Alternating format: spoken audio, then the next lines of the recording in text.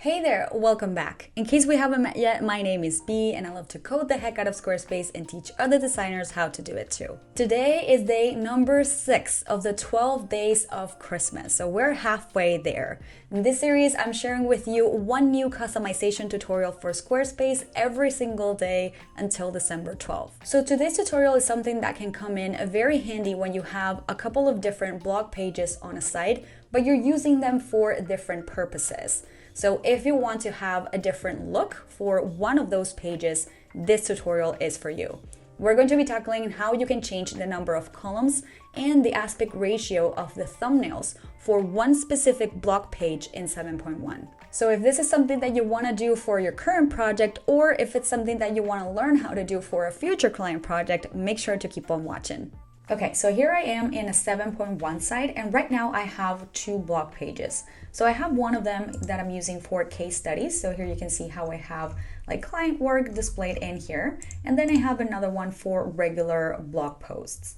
Now let me show you here what I'm working with in terms of styles. So here for these sections, I have the basic grid blog enabled. I have them set to inset. I have 2 columns in here. The rest of these settings don't really matter. And then here I have the aspect ratio set to 3:2 standard. Now, my problem is that I don't want both blog pages to look the same. So I want to keep these sort of 3:2 images in here in the case studies, and I also want to keep these in 2 columns because I think that this shows the content of this page a lot better than if I had a different layout. However, for the blog page, I actually want to have 3 columns in here, and I want the images to be square. So let's go ahead and take a look at how we can make that happen with a little bit of CSS. So let's start with the number of columns. In order to change the number of columns, we need to first see how Squarespace is handling this. So let's go ahead and take a quick look in here. And then let's take it from the top. So here we have the whole section that's holding the content of the blog page. And then in here we have 2 containers. So we have the section border container that holds the background, and we have the content wrapper. So if we look at the content wrapper, we can see how we have a couple of other containers. We have the content one, and then within this one, we have another one called blog basic grid. Now this one is going to be different depending on the type of layout that you're using for the blog page. So keep in mind that this customization that I'm showing you right now is going to work for the blog basic grid, but you can absolutely try to adapt it for any of the other layouts that you may be working with. So if we take a closer look at this particular container, you can see how this one has a little label here that says grid, which means that grid CSS has been applied to this container. And so if we take a look on the right side, we can see all of the different properties or settings that are being used in order to create that grid that we actually see on the screen. So we can see how the display grid has been applied in here. And then this is the interesting part, or this is the part that we're actually going to be modifying. We can see how grid template columns has been set to repeat to min max 0 1 fr. So let's break down what this means.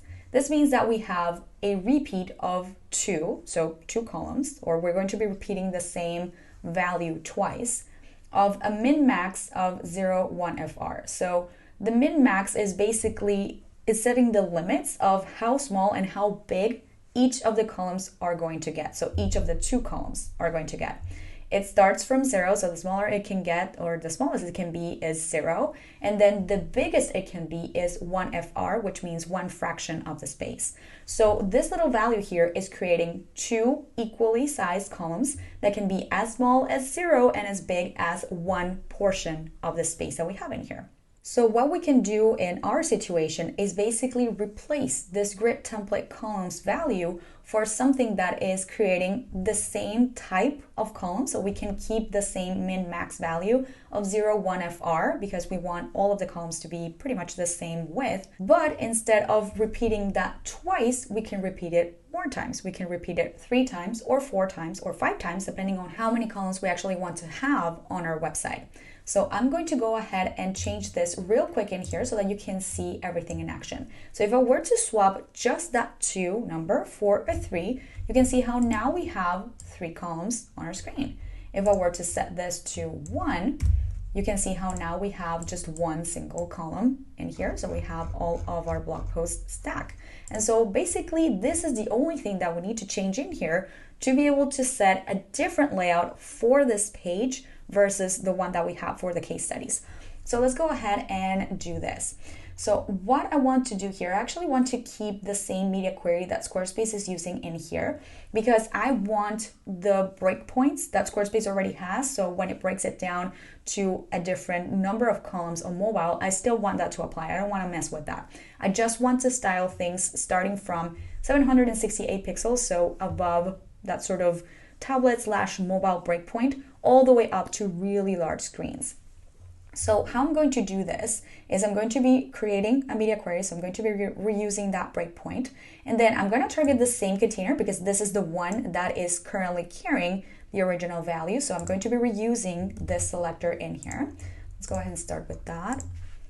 At media screen and with 768 pixels. So again, I'm just reusing the same media query that Squarespace is using to set things up for pretty much larger devices, like from tablet onwards. And then I'm going to be reusing the same selector as well because that is the thing that I need to modify in here.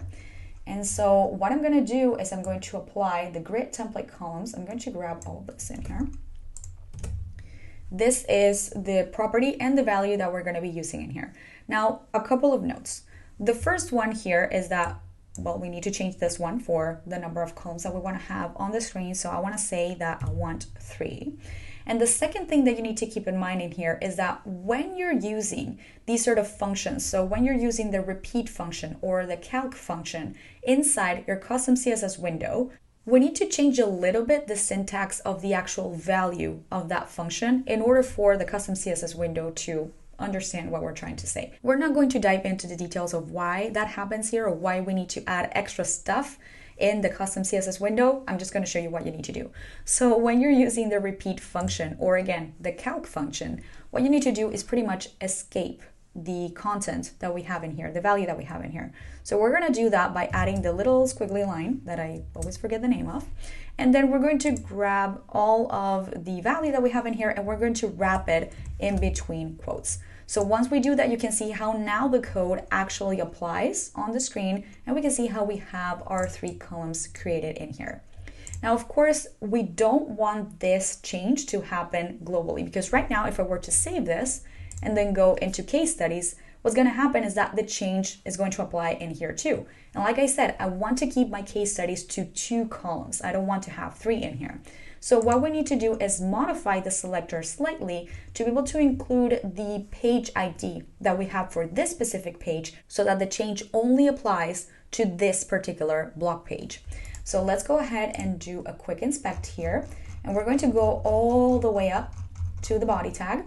We're going to grab this collection ID that we have in here with all of this string of characters and numbers, and I'm going to include that in the selector like so. And now what's going to happen is that we're still going to have our 3 columns on this blog page, but now if we go into the case studies one, we keep the same layout that we had before. We have our 2 columns, we have our big images in here, and everything looks great. Now let's go ahead and do the same thing, but now for the aspect ratio of these images. So I don't want to keep this as 3:2, and if I were to change that through the settings of the blog page, that is also going to alter the case studies page, and I don't want that to happen. So let's go ahead and take a look at how we can modify the aspect ratio of these images to turn them into squares. So here, if we take a look again, let's go ahead and start from the top. So here we have our whole section, and then again, section border content wrapper. And then here is the container that we were tweaking before. So this is a blog basic grid container. And so let's just go ahead and take a look inside this one, because what we want to do is find the container for the image, the one that is currently setting the size or the dimensions or the ratio of the image to be able to modify that and adapt it to our needs. So if we open up here the article container, we can see that we have a couple of elements in here. We have a div that seems to hold the image, because if I stand over it, it's sort of highlighting the thumbnail that we have there. We have another little element in here that is just like a spacer. And then here we have the content of that particular item. So let's go ahead and go back into the thumbnail one. And then in here, you can see that if I go and open it up and I land on the A element that we have in here, this whole area is turned to green. So the thing is that how Squarespace sets up ratios for images is usually using this padding method. So you can see that this is padding because everything is turned to green versus when you're standing over other things that are blue, which refers to the content itself. So here what is happening is that this container has a padding at the bottom or sometimes at the top set to a particular percentage that is based on the width of the actual element. So this is what creates that ratio for the images. The image itself, if we open this up, the image in here is pretty much floating within this container, and so it's just stretching out based on the size of this A element that we have in here. So if we alter the size of this A element, the image is going to stretch out with it as well. So here you can see on the right side that we have the padding at the bottom set of 66.666%. So this is what Squarespace is using. This is the value that Squarespace is using to be able to create this 3:2 ratio. In fact, if we take a look at the little snippet that we have in here, the selector, we can see how this one says tweak block basic grid image aspect ratio 3:2 standard. So you can see how this particular value is applied when this class is present, when the image aspect ratio 3:2 standard is present, which means, or logically would mean, that that option inside the settings has been applied. So what we want to do there, this part doesn't really matter, that's just extra information. But what we want to do here is actually reuse this selector, basically because it's going to make it easier for us to modify that value. And then we're going to be using a different percentage to be able to create the ratio that we want. So I'm going to go ahead and grab all of this. And then what we want to do here, if I want to make images square, I'm going to be using a padding at the bottom of 100% because that 100% has to do with the width of the element. So if I want to use 100% of the width of the element, that is going to make it a square, like an actual square. So let's go ahead and do that. Padding bottom 100%. So here you can see, let's just do a quick tug here. Here you can see how the image immediately stretches out to be able to cover all of that new padding at the bottom that we have replaced. Now, once again, if I were to save this as it is, if I go back into the case studies, what's going to happen is that these images are also going to be modified because I haven't specified that I only want this to apply to the blog page. So let's go back, and what we're going to do here is we're going to modify the selector slightly to be able to include that same collection ID that we used before, to make sure that this padding at the bottom only gets modified for this particular page. So I'm going to go ahead and grab the collection ID here, but I want you to notice something. If I were to add this to my selector, as usual, just, adding a space there, you can see how the code actually doesn't quite apply.